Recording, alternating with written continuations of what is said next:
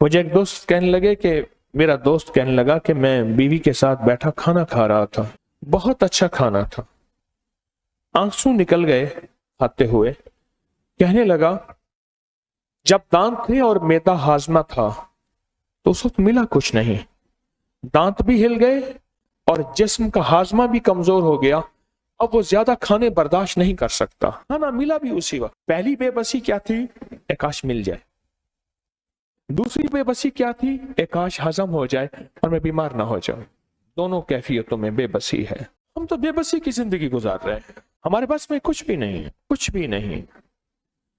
ایک یونیورسٹی کے بہت بڑے، اس کے بہت بڑے پروفیسر تھے، اور 1900 یہ چھوٹی سی گاڑی آئی تھی FX 84,000 کے، انہوں نے بڑے شوق سے ذوق سے پیسے اکٹھے کر کے یہ 84,000 کی گاڑی لی تھی۔ میرے پاس یہ کیس آیا، گاڑی کو ریورس کیا، اس کو بیک کیا تو ابھی گاڑی چلانا پورا نہیں آتا تھا، کسی درخت میں گاڑی مار دی، اتر کے نا دروازہ کھول کے ایسے گاڑی کو دیکھا تو وہیں دماغ ایک دم سن ہو گیا، اور وہیں برین ہیمریج ہوا، اور وہیں فالج ہو گیا، اور وہ زبان بند ہو گئی، اور ایک ہاتھ تھوڑا سا چلتا تھا۔ اب وہ مجھے اپنی کیفیت بتانا چاہیں، بے بسی کی میں آپ کیفیت بتاتا ہوں، اور مجھے اپنے حالات بتانا چاہیں کہ مجھے یہ تکلیف ہے، مجھے یہ غم ہے، میں یہ، وہ بول نہ سکیں، کوشش کر کے آخر اس کے آنسو بہے۔ پھر اس نے اشارہ کیا، اب اس اشارے کو سمجھنے میرے دل میں آیا، میں کہتے ہیں لائٹ جلاؤ، میں نے کہا لائٹ جلاؤ، کہہ رہے ہاں۔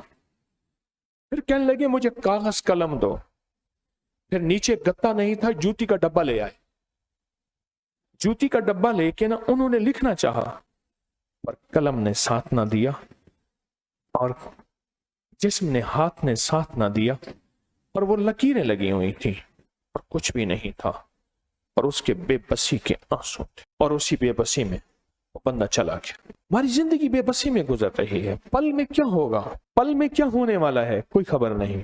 میرے فون کی گھنٹی بجی ہے، کیا اطلاع ملنے والی ہے، کوئی خبر نہیں۔ اور بے بسی کی آخری کیفیت یا اس وقت ہوتی ہے یا بچہ پخانے میں اور اپنی گندگی میں لتھڑا ہوا ہوتا ہے اور اپنے منہ کے اندر پخانے والا ہاتھ دیے چوس رہا ہوتا ہے منہ کے اندر، یا بے بسی کی وہ کیفیت ہوتی ہے، یا پھر بے بسی کی کیفیت مریض کی ہوتی ہے، یا بے بسی کی کیفیت بڑھاپے کی انتہا کی ہوتی ہے۔ ہم زندگی کے بے بسی کے مراحل طے کر رہے ہیں، مراحل ہیں زندگی میں کہ ہم بے بس ہیں، بس یہ طے کر رہے ہیں۔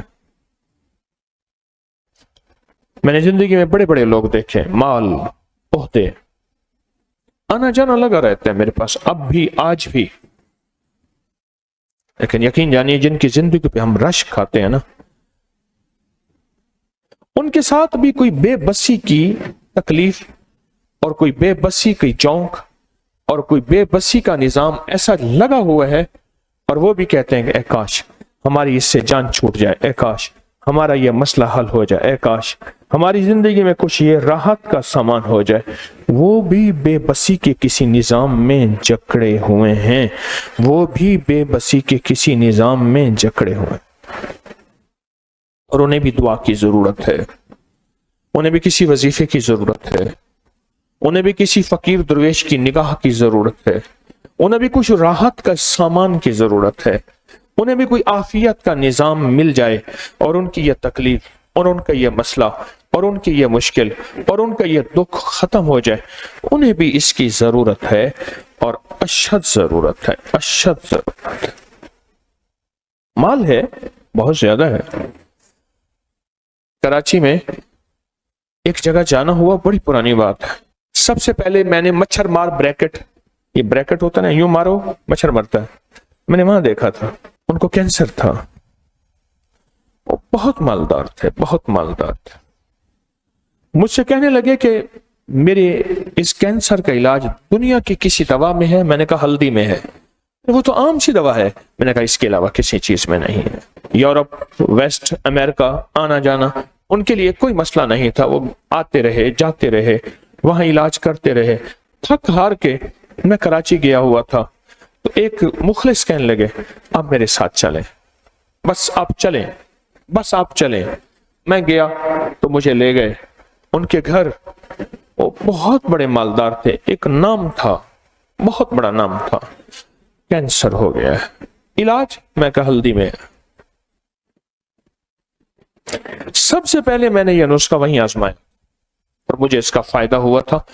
हल्दी और मलंगू के बीच, तुख्म मलंगू तुख्म मलंगा कहते हैं, और हल्दी खुद पीसे, 50 ग्राम हल्दी हो, 100 ग्राम तुख्म मलंगू हो, और आधा चम्मच ये आप पानी के साथ दिन में 3, 5, 7 बार इस्तेमाल करें। 3, 5, 7 बार, 3, 5, 7 बार। उन्होंने कहा क्या होगा इससे?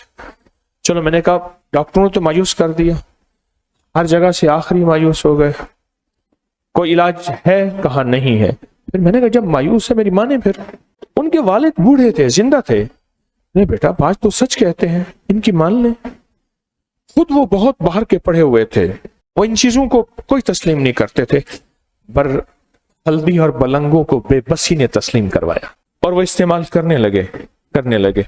दूसरे तीसरे दिन मुझे इतला मिली, राहत है, जिसमें सुकून है, जो दर्दों की गोलियां खाते थे इंतहा दर्जों की, वो नहीं है, जो बहुत ज्यादा तकलीफ, वो नहीं है।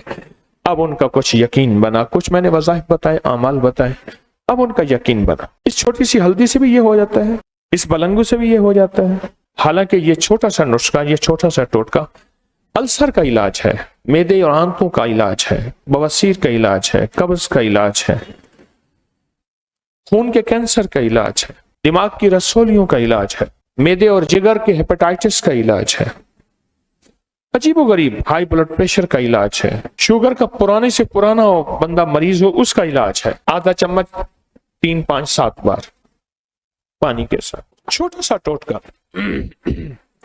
टोटका और उन्होंने भी क्यों इस्तेमाल किया? बेबस हो गए।